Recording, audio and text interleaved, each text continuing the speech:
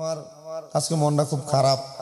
ঘুম থেকে উঠা এদিকে আসতেছিও কেমন জানি হুন্ডাও চালাইতেছি, মনে হয় উদাস উদাস লাগতেছে নিজে। না আমারে দাঁড় করে আমান ভাই, রাজ্জাক ভাই, ওনারা বলাতে আমার কাছে খুব ভালো লাগছে।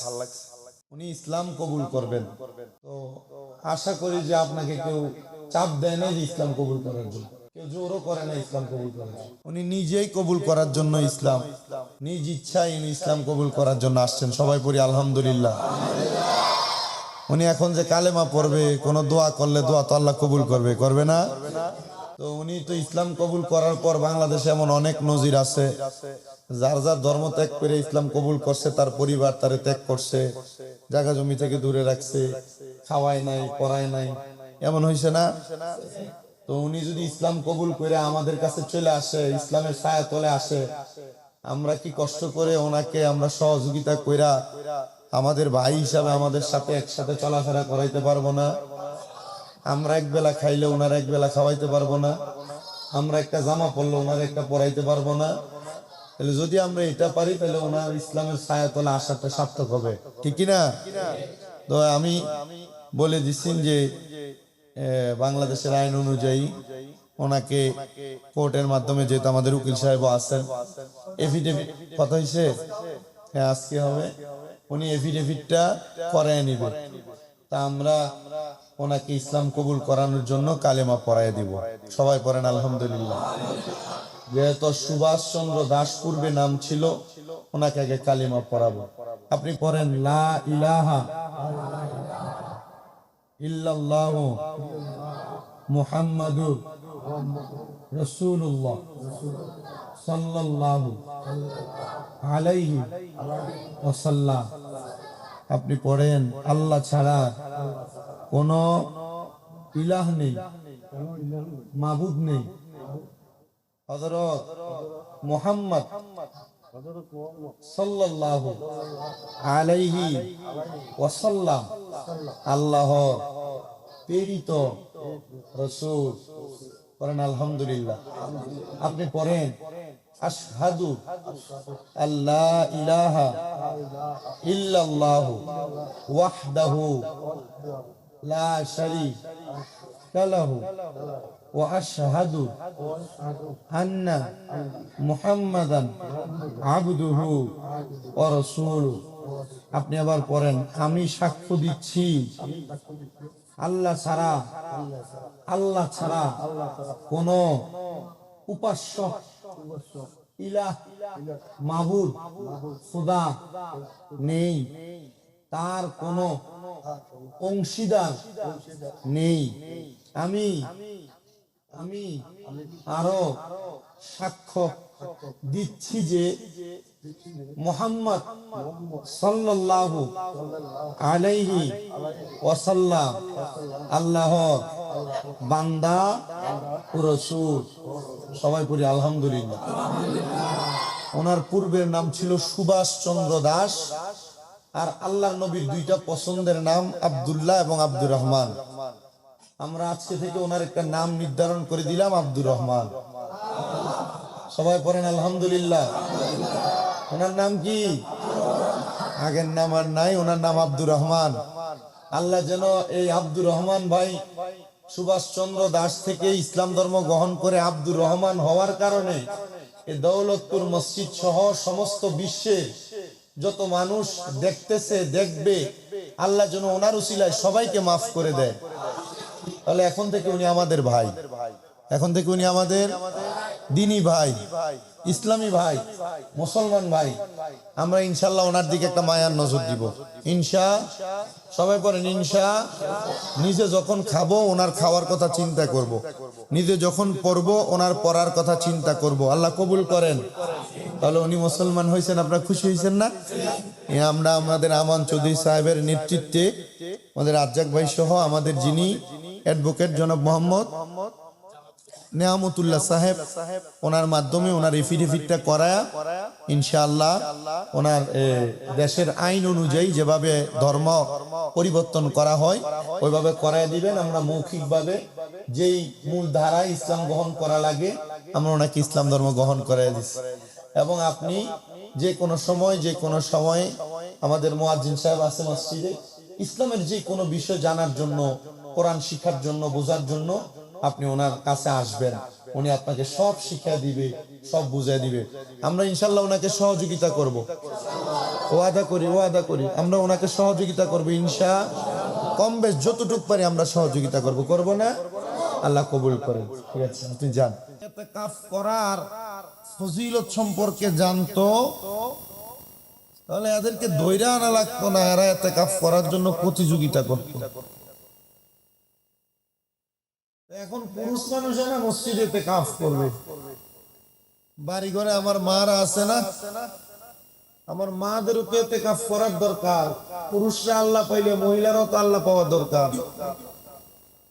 তো মহিলারা ইতিকাফ করবে না? করবে। মহিলারা কি আল্লাহ পাওয়ার দরকার আছে না? আছে। আমি ধারাবাহিক ভাবে কথাগুলো বলতেছি, একটু শুনেন। পুরুষ মানুষ ইতিকাফ করবে, মসজিদে প্রবেশ করবে কখন? 20 রোজার ইফতার যখন করবে তার আগে। 20 রোজার ইফতার যখন করবে তার আগে মসজিদে ঢুকে যাবে।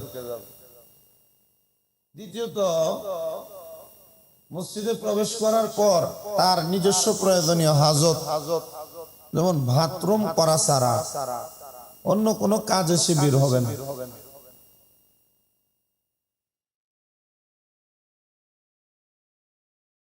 এই রমজানের শেষ 10 দিন, ঈদ উল ফিতরের চাঁদ উদয় হওয়ার আগ পর্যন্ত সে মসজিদে অবস্থান করবে, পুরুষ মানুষের ইতিকাফ। এই ইতিকাফ মসজিদে অবস্থান কেন করবে এবং এই করা অবস্থায় তার কাজ কি? 1 নাম্বার কোরআন তেলাওয়াত করবে, 2 নাম্বার আল্লাহর জিকিরে মশগুল থাকবে, 3 নাম্বার রাতে তাহাজ্জুদ করবে, 4 নাম্বার এমন ইবাদত করবে, মসজিদে বসে এমন জ্ঞান অর্জন করবে যা তার দুনিয়া এবং আখিরাতের জন্য উপকৃত জ্ঞান। কিন্তু বাংলাদেশের ইতিকাফকারীদেরকে বেশিরভাগই দেখা যায় মসজিদে ইতিকাফ করে, অনেকে মোবাইল নিয়ে চলে আসে, মসজিদে বসে খবর নেই ব্যবসা বাণিজ্যের কি খবর। ইতিকাফকারী মসজিদে আসে, 2-3 জন একসাথে বসলে ঝগড়া লেগে যায়। ইতিকাফকারী মসজিদে আসে, আয়েশা মসজিদে ইবাদত করবে দূরের কথা, মসজিদে বইসা জানলা খুলে এটা ওইটা দেখে। এটা ইতিকাফ না, এটা ইতিকাফের আদব না। এজন্য ইতিকাফ এমন ভাবে করবে একাগ্রতার সাথে আল্লাহ পাওয়ার জন্য। দ্বিতীয়ত, বাড়ি ঘরে যে মা বোনেরা আছেন, মা বোনেরা ইতিকাফ করতে চাইলে ইতিকাফ করতে পারবেন। যে মহিলাদের স্বামী আছে তারা তাদের স্বামীর অনুমতি নিয়ে ইতিকাফ করবে। স্বামী যদি বলে যে হ্যাঁ ঠিক আছে, তুমি আগামী 10 দিনের জন্য তুমি ইতিকাফ করো, তাহলে এই 10 দিন মহিলা ইতিকাফ করবে। এই 10 দিনের মধ্যে মহিলা তার স্বামীর সাথে কোনো মেলামেশা করবে না। কি করবে না? মেলামেশা করবে না। দ্বিতীয়ত, মহিলারা যখন ইতিকাফ করবে এমন একটা ঘর বাছাই করবে যে ঘরটা সাধারণত নামাজ পড়ে পর্দা হবে, অন্য কোনো পর পুরুষ মহিলাও দেখবে না, এই মহিলাকেও কোনো পর পুরুষে দেখবে না। এমন একটা স্থানে মহিলা 10 দিনের জন্য ঢুকে যাবে। শুধু ওযুর প্রয়োজন, এখন তো ওযুখানা মানুষের ঘরে আছে, যাদের নাই তারা পর্দা মেনটেন করে বের হয়ে ওযু করতে পারবে।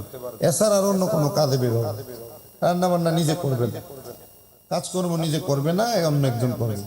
এমন লোক না থাকলে মহিলা ইতিকাফ করবে কিনা এটা তার নিজস্ব হুকমাত। যদি রান্না বান্না করার লোক না থাকে এটা আলাদা বিষয়। এবং ইতিকাফ করা অবস্থায় অবশ্যই রোজা রাখতে হবে। মহিলাদের ব্যাপারে যারা ইতিকাফ করবে, যদি এদের ঋতুস্রাব হয় অথবা প্রসবকালীন রক্তপাত হয়, এমন হলে তার ইতিকাফ ভঙ্গ হবে। এই অবস্থায় সে রোজা রাখবে না, ইতিকাফও করবে না, ইতিকাফ সেখানে ভঙ্গ হবে। দ্বিতীয়ত, এতে কাফ অবস্থায় যদি ঋতুস্রাব হয় তাহলে যে একটা রোজা অবস্থায় ঋতুস্রাব হয়ে গেছে এই রোজাটা পরবর্তীতে রাখলেই হবে। এমন পরিবারের পুরুষদের অনুমতি নিয়ে মহিলা কোথায় বসবে? নিজ ঘরে এতে কাফে বসবে। এতে কাফে কেন বসবে? এবার একটা হাদিস শরীফ আসছে, অনেকগুলা হাদিসের মধ্যে ইমাম মালিক রহমতুল্লাহ আলাইহি তিনি বলেন ওনার নিকট একটা খবর আইসা পৌঁছাইছে হযরত রাসূল পাক সাল্লাল্লাহু আলাইহি ওয়াসাল্লামকে তার পূর্ববর্তী আল্লাহ পাকের ইচ্ছা মতো লোকজনের বয়স প্রদর্শন করানো হয়েছে। নবীজি সাল্লাল্লাহু আলাইহি ওয়াসাল্লাম পূর্বের জামানার নবীর উম্মতদের বয়স দেখতে চাইছেন। আল্লাহ ওনার ইচ্ছা মোতাবেক ওনাকে পূর্ববর্তী নবীদের বয়স দেখাইছেন।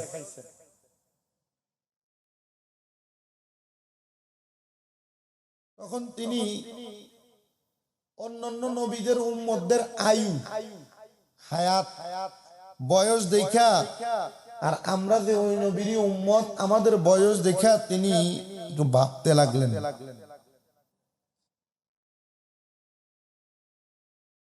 আর বলতে লাগলেন আমার উম্মতের এত কম আয়ু আর পূর্ববর্তী নবীদের উম্মতের এত বেশি আয়ু, আমার উম্মত তো এত কম আয়ু দিয়া পূর্ববর্তী নবীদের উম্মতদের বেশি আয়ুর ইবাদতের সাথে পাল্লা দিতে পারবে না, আমার উম্মতের আমল কম হবে।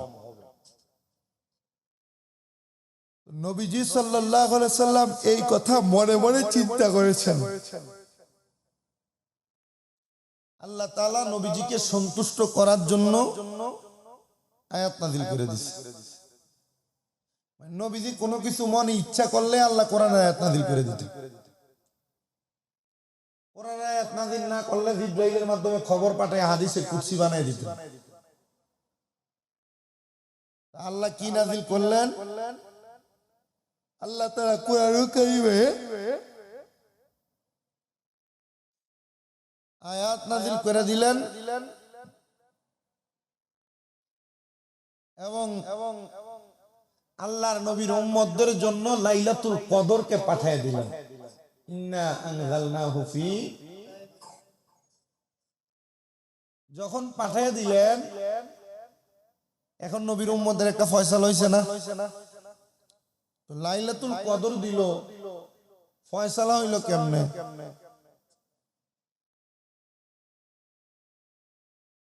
লাইলাতুল কদরি খায়রুম মিন শাহর,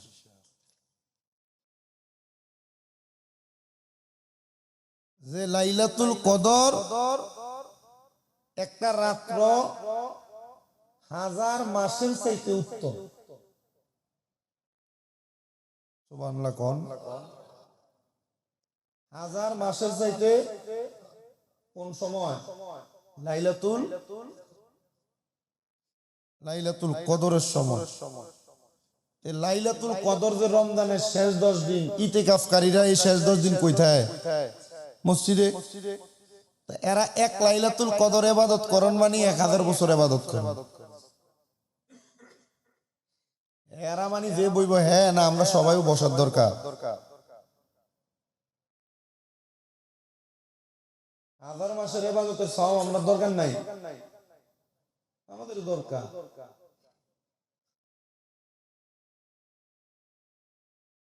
নবীজি সাল্লাল্লাহু আলাইহি সাল্লাম লাইলাতুল কদর সম্পর্কে বলার জন্য একদিন বের হইছেন, মানুষের কাছে বলার জন্য বের হইছেন। এই টাইমে সাহাবায়ে কেরামের মাঝে দুই ব্যক্তি একজন আরেকজনের মাঝে বাকবিতণ্ডা করতেছে, তর্কাতর্কি করতেছে।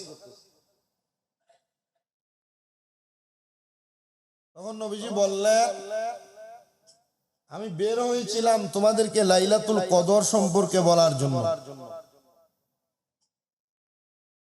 কিন্তু অমুক অমুক ব্যক্তির ঝগড়ার কারণে সঠিক নির্ধারিত তারিখের কথা আল্লাহ তাআলা উঠে নিছেন। তবে আমি মনে করি এটা তোমাদের জন্য কল্যাণকর। অতএব তোমরা রমজানের 29, 25, 27, 23, 11 বেজর যে রাত্রগুলা, এগুলা তোমরা সবে কদর তালাশ করো। যদিও 27 তারিখের ব্যাপারে অনেক মত আছে। নবী যেহেতু বেজর রাত্রিগুলার কথা বলছেন, আমরাও বেজর রাতে কমপক্ষে 4 রাকাত নফল নামাজ হইলো পড়ি। লাইলাতুল কদর তালাশ করার জন্য উত্তম পন্থা নবীজি বানাইছেন এটার ইতিকাফ। আমি তো মসজিদেই থাকবো, ইবাদতেই থাকবো, তো এই ইতিকাফের মাধ্যমে আমি আল্লাহ পাওয়ার একটা রাস্তা পেয়ে গেলাম। আমাদের আয়েশা রাদিয়াল্লাহু তাআলা আনহা তিনি আরজ করলেন, ইয়া রাসূলুল্লাহ, লাইলাতুল কদর যদি আমি পাই তখন আমি কি বইলা দোয়া করব? তো মা আয়েশা রাদিয়াল্লাহু তাআলা আনহা লাইলাতুল কদর পেলে উনি দোয়া করতেন, আল্লাহুম্মা ইন্নাকা আফুউন তুহিব্বুনা আফওয়া ফাআফু আন্নি। তিনি দোয়া করতেন, হে আল্লাহ, আপনি ক্ষমাশীল, ক্ষমা করাকে আপনি পছন্দ করেন, অতএব আমাকে ক্ষমা করেন। নবীর স্ত্রী দোয়া করতেন। মা আয়েশা সিদ্দিকা নবীজিকে প্রশ্ন করছেন, ইয়া রাসূলুল্লাহ, লাইলাতুল কদর পাইলে আমি কি দোয়া করব? নবীজি শিখিয়ে দিলেন, আল্লাহুম্মা ইন্নাকা আফুউন তুহিব্বুনা আফওয়া ফাআফু আন্নি, যে আল্লাহ আপনি ক্ষমাশীল, ক্ষমা করাকে আপনি পছন্দ করেন, আমাকে ক্ষমা করে দিন। লাইলাতুল কদরের রাত্রিগুলাতে যদি ইতিকাফকারীরা এমন ভাবে বেশি বেশি করে এই দোয়াটা করে, আল্লাহ ওনারও ক্ষমা করবে, যে এলাকায় ইতিকাফ করতে বসছে ওই এলাকাবাসীরও ক্ষমা করবে। নবীজি সাল্লাল্লাহু আলাইহি সাল্লাম ইয়াতাকিফুল আশরাল আওয়াখিরা মিন রমাদান, প্রত্যেক রমজানের শেষ 10 দিনে নবীজি ইতিকাফ করতেন। এটা সুন্নাত। এটা কি সুন্নাত? কেন করতেন নবীজি এটা দিয়েও জানাই দিচ্ছেন, আল মুতাকিফু হুয়া ইয়াতাকিফু যুনুব ওয়া ইউজা লাহু মিনাল হাসানাতি কাআমিলিল হাসানাতি কুল্লিহা। ইতিকাফকারীরা মূলত যাবতীয় গুনাহ থেকে দূরে থাকে। মসজিদে থাকলে গুনাহ করা যায়, বাইরের কোন গুনার সাথে লিপ্ত হওয়া যায় না। তো ইতিকাফের বিনিময় এত বেশি নেকি দেওয়া হয় যেন সে সমস্ত নেকি অর্জনকারী। আমরা আল্লাহর কাছে দোয়া করব, আল্লাহুম্মা ওয়াফিকনা লিমা আমারতানা বিহি ওয়াহফাজনা আম্মা নাহাইতানা আনহু ওয়াস্তামিলনা ফি ইত্তিবাই সুন্নতি হাবিবিকাল কারীমি ওয়াগফির লানা ওয়ারহামনা ফাইন্নাকা আনতাল গফুরুর রহিম। আমরা আল্লাহর কাছে দোয়া করব, আল্লাহ আপনি আমাদেরকে যা কিছু হুকুম করেছেন সেগুলো আমল করার তৌফিক দেন, যেসব কাজ করতে নিষেধ করেছেন সেসব কাজ থেকে আমাদেরকে হেফাজত করেন, আমাদেরকে আপনার হাবিবের আদর্শ যথার্থ অনুসরণ অনুকরণ করার তৌফিক দেন, আমাদেরকে ক্ষমা করুন, আমাদেরকে রহমত দান করুন, কারণ আপনি ক্ষমাশীল, আপনি দয়ালু। আমরা এভাবে দোয়া করব। মা আয়েশা সিদ্দিকা এটাও বলেন যে যখন রমজানের শেষ 10 দিন আসতো, আমার নবীজির ইজার মুবারক, লুঙ্গি মুবারককে টাইট করে বেঁধে ফেলতেন। হাদিসের ব্যাখ্যাকারী বলেন এটা দিয়া বুঝাইছেন যে তিনি রমজানের শেষ 10 দিনে এমন ভাবে, মানে লুঙ্গি টাইট করে বান্ধি কেন যেন না খুইলা যায়, রমজানের শেষ 10 দিনে তিনি এমন ভাবে ইবাদত করতেন যেন কোনো গুনার দিকে মন ধাবিত না হতে পারে। নবীজি তো গুনাহ করবেন না, গুনার কাজ ওনার না, উনি এগুলা থেকে মাসুম, এগুলা থেকে। তো নবী এগুলা করছেন কেন? আমাদেরকে শিক্ষা দেওয়ার জন্য। নবীর প্রত্যেকটা কর্ম আমরা উম্মতের জন্য ধর্ম, ঠিক না? এই জন্য ইতিকাফ করার মন মানসিকতা সবার ভিতরে তৈরি করেন। আমি গত মোবাইলে দিছিলাম যে আগামী 10 দিনের কি কাজ, লাস্ট 10 দিনে এগুলা আগে সেরে ফেলেন, সেরে মসজিদে চলে আসেন। 10 দিন তো করবেই।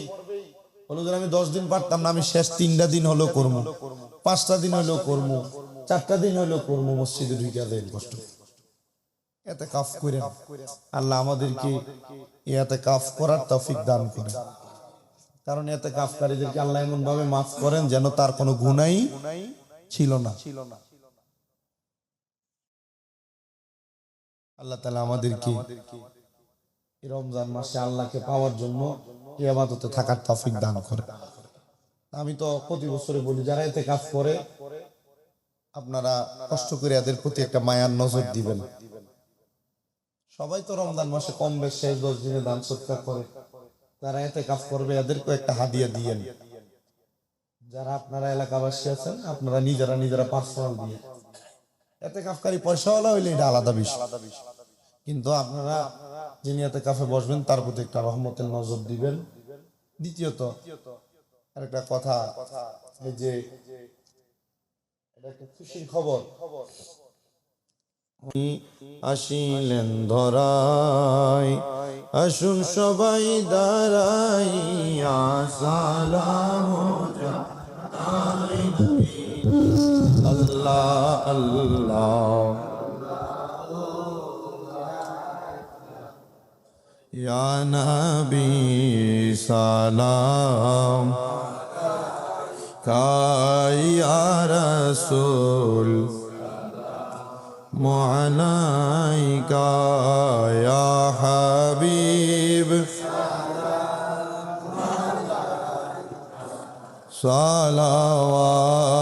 সালাওয়াতুল্লাহ হাবিবি সাইয়্যিদি ইয়া রাসূলাল্লাহ ওয়া ইয়া হাবিবাল্লাহ।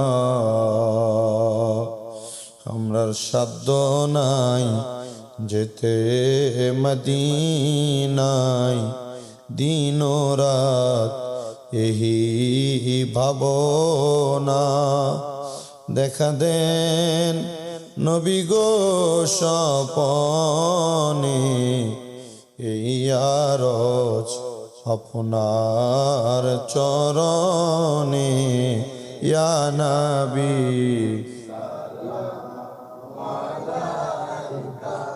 ইয়া রাসূল মুআলাইকা ইয়া হাবিব সালাম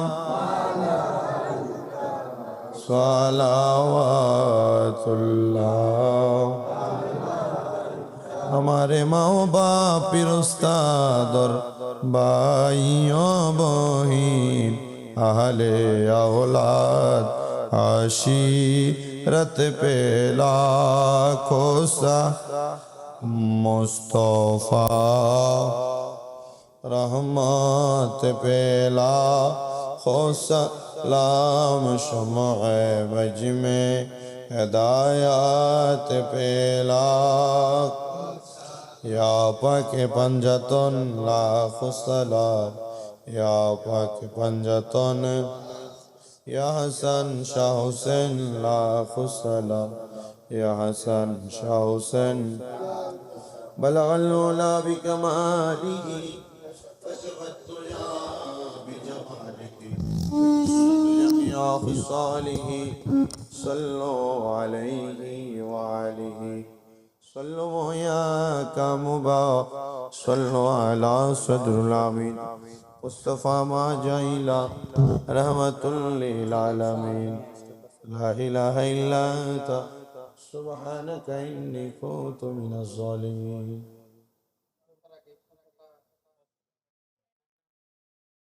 اللهم آمين الحمد لله رب العالمين الصلاة والسلام على رسوله الكريم ربنا ظلمنا أنفسنا وإن لم تغفر لنا وترحمنا لنكونن من الخاسرين رب العالمين الله রহমতের নজর করে তাকিয়ে দেখেন এই দৌলতপুর জামে মসজিদে আল্লাহ রমজানুল মুবারকের তৃতীয় জুমার নামাজ আদায় করার পরে আপনার কতগুলো আদরের বান্দাদেরকে লইয়া আল্লাহ আপনার শাহিন সেই পাক দরবারে আমরা গুনাহগার ফকির নাচিজ মানুষ আল্লাহ কাঙ্গালের বেশে হাত বাড়িয়েছি, যার হাত তোমার দরবারে মায়া লাগে, পছন্দ হয়, ওই হাতের উসিলায় আমাদের প্রত্যেকের জীবনের গুনাহগুলো তুমি মাফ করে দাও আল্লাহ। বিশেষ করে আজকের মুনাজাতের হাদিয়া সোনার মদিনায় সবুজ গম্বুজের নিচে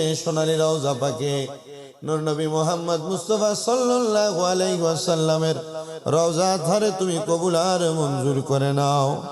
নবীর যত সাহাবায়ে কেরাম, তাবিন, তাবে তাবিন, খুলাফায়ে রাশিদিন, সলফে সালিহিন, নুজাবানু কাবা, আব্দুল আখিয়াস সহ আল্লাহ সকল তরিকতের ইমাম, মাযহাবের ইমামদের দরবারে তুমি কবুল মঞ্জুর করে নাও আল্লাহ। আমরা যারা হাত বাড়াইলাম, আমাদের আপন আপন মা বাপ যাদের কবরে, আল্লাহ আমাদের আম্মা আব্বারে তুমি ক্ষমা করে দাও রব্বুল আলামিন।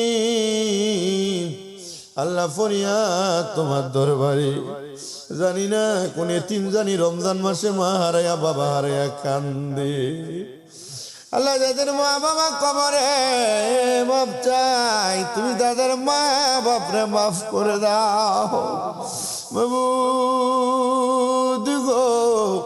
যাদের মা বাবা বেঁচে আছে খেদমত করার তৌফিক দান করে দাও, অসুস্থ থাকলে তুমি সুস্থ বানায়া দাও আল্লাহ। আমার আম্মাটা অসুস্থ, তুমি আমার আম্মাটারে সুস্থ বানায়া দাও আল্লাহ। দৌলতপুর মসজিদের ডাইনে বামে সামনে পেছনে যত কবরবাসী তারা মাফ করে দাও আল্লাহ। জিন্দাদেরকে হায়াতে বরকত দিয়ে উত্তম রিজিক ইনকাম করার তৌফিক দান করে দাও। আমাদের প্রত্যেকের মনের নেক আশাগুলা তুমি পূরণ করে দাও। রোগ শোক বালা মুসিবত থেকে আমাদেরকে হেফাজত রাখো আল্লাহ। ফরিয়াদ তোমার দরবারে গোমনি, অনেক প্রবাসী ভাইয়েরা বিদেশ থেকে দোয়া চায় আল্লাহ, আমার প্রবাসীদেরকে তুমি কবুল করে নাও আল্লাহ। বিশেষ করে তাবাসসুমের জন্য তার আব্বা দোয়া চাইছে অসুস্থ, আল্লাহ তারে তুমি সুস্থ বানায়া দাও।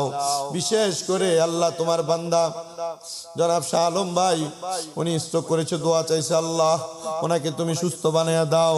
বাবুল ভাই অ্যাক্সিডেন্ট করেছে, ওনাকেও তুমি সুস্থ বানায়া দাও।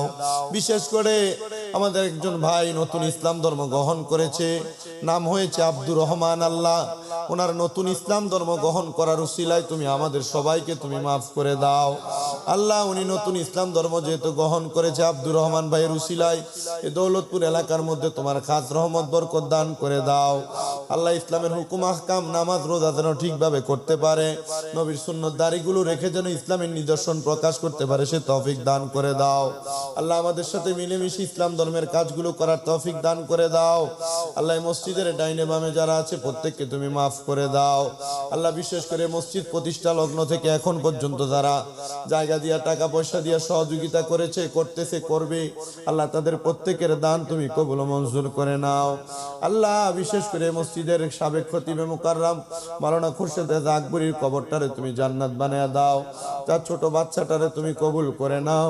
আমাদের প্রত্যেকের মনের নেক মাকসুদ গুলো তুমি পূরণ করে দাও। আখিরি ফরিয়াদ আল্লাহ, মরণ দিবা দুঃখ নাই, তবে বেঈমান বানায়া মরণ দিও না। মরণের আগে বারবার মক্কা মদিনা তাওয়াফ জিয়ারত নসিব করায়া আখিরি জবানে পড়েন লা ইলাহা ইল্লাল্লাহ মুহাম্মাদুর রাসূলুল্লাহ। আসসালামু আলাইকুম।